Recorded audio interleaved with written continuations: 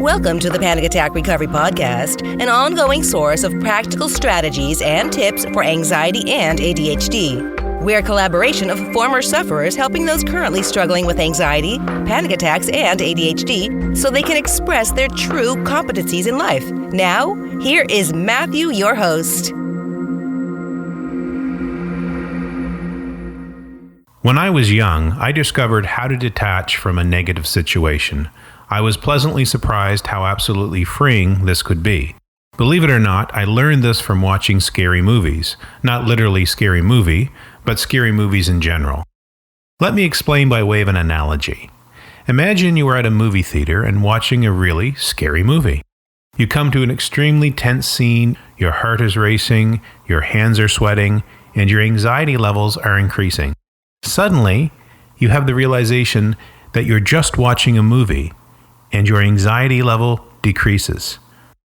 I would encourage you to practice detaching in this fashion whenever you encounter a negative situation. You are not necessarily telling yourself that the situation is not real, but you are being more accurate by realizing that you are not trapped by your emotions. Even if you do this just for a minute or two, you can experience immediate relief. To be clear, I am not talking about running away from a problem, but simply learning to step back so that you are not trapped by your emotions, whatever they are. Then you can be very effective in bringing about a solution to a problem, if one actually exists.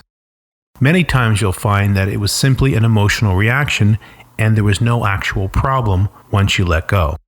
This might seem ineffective, but learning to stop and detach from an emotionally provocative situation really works, according to Dr. Rudolph Tanzi.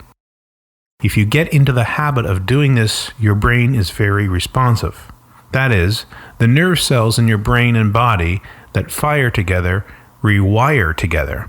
This will ingrain a new habit and a new way of responding to situations where previously you became very emotional. Thank you for listening to the Panic Attack Recovery Podcast. Make sure that you have subscribed to our podcast and please comment and rate us on iTunes or wherever you listen to your podcasts. All show notes and links are accessible from our website. Please visit our site and subscribe to our free newsletter at panicattackrecovery.com. All information has been provided for educational purposes. Please consult a healthcare professional about any disorder or condition and the applicability of any information provided in this podcast.